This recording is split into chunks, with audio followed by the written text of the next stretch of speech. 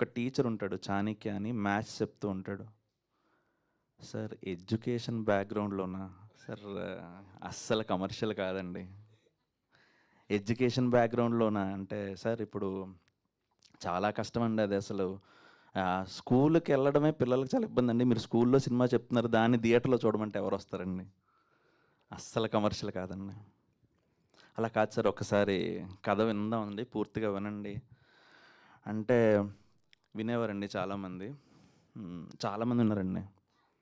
చాలా బాగుంది సార్, మాకు ఉద్వేగం అయింది, మాకు కన్నీళ్ళు వచ్చాయి, బాధపడ్డాము, అంతా బాగానే ఉంది సార్. కానీ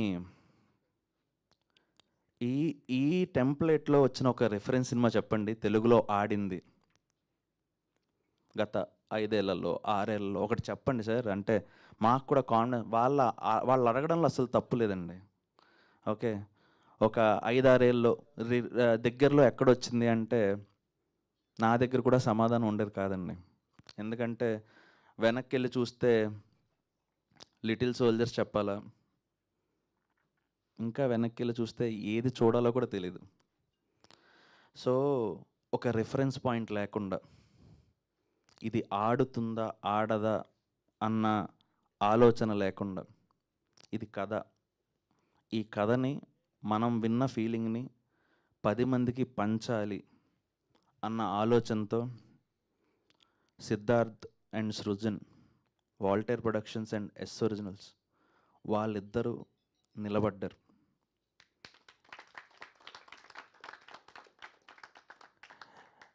నేను ఎందుకు ఈ మాట చెప్తున్నానంటే, వాళ్ళిద్దరూ నిలబడకపోయి ఉంటే అక్కడ బెస్ట్ చైల్డ్ ఆర్టిస్ట్గా వాడు తీసుకునేవాడు కాదు, వాడి వయసు పెరిగిపోయేది. అండ్ నేను ఇంకా తిరుగుతూ ఉండేవాడిని, ఇంకా గెడ్డను నెరిసేది, అంతకన్నా పెద్దగా మార్పే ఉండదు. కానీ వాళ్ళ నమ్మకానికి హోప్ఫుల్లీ ఐ డెలివర్డ్. అది చాలా చాలా చాలా చాలా పెద్ద బాధ్యత అండి. ఎందుకంటే 5:30, 6:30 ఎంతో కొంత ప్రతి ఒక్కరికి ఆ కళ్యాణ్ యాడ్స్లో ఆయన చెప్పినట్టు డబ్బులు ఊరికే రావు. సో ₹1 పెట్టాలన్నా, దాని మీద పెట్టుబడి పెట్టాలన్నా, పెట్టుబడి పెట్టేవాడికన్నా కూడా పెట్టుబడి పెట్టించేవాడికి చాలా ఎక్కువ బాధ్యత ఉంటుంది. ఎందుకంటే ₹1 పెట్టినప్పుడు కనీసం మరో పావలా అయినా పైన రాకపోతే, ఆ పెట్టుబడి పెట్టేవాడు వెనక్కి వెళ్ళిపోతే మరో 4 సినిమాలు ఆగిపోతాయి. సో అంత బాధ్యతగానే చేశాను ఈ సినిమా. నేను ఎందుకు అది చెప్తున్నానంటే, ఇప్పుడు 35 ఆడలేదనుకుందాం, లేకపోతే ఇవన్నీ రాలేదనుకుందాం, ఖచ్చితంగా మరో ప్రొడ్యూసర్ గదిలో వాళ్ళు ప్రయత్నించారు కదమ్మా, వాళ్ళు ప్రయత్నించారు. ఏమైంది?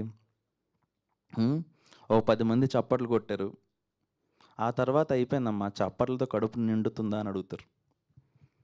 సో మనసు నిండే సినిమా కాదు, కడుపు నిండే సినిమా కూడా తీయాలి, అది చాలా ముఖ్యం. సో ఆ రెండింటిని బ్యాలెన్స్ చేస్తూ బాడీని, heart, stomach, mind has to be coordinated. So అవన్నీ చేసుకుంటూ పెట్టిన ₹1కి వాళ్ళు నష్టపోకుండా చూసుకుంటూ ఇక్కడ దాకా చేరినందుకు, ఇక్కడ దాకా మమ్మల్ని చేర్చినందుకు భారత ప్రభుత్వానికి, ఈ అవార్డులు ప్రకటించిన జ్యూరీకి సవినయంగా నమస్కరిస్తూ సెలవు తీసుకుంటున్నాను. థ్యాంక్ యూ నందకిషోర్ గారు. మరోసారి congratulations to the entire team. Thank you. And ఇప్పుడు ధీరజ్ మొగిలినేని గారు టీంని సత్కరి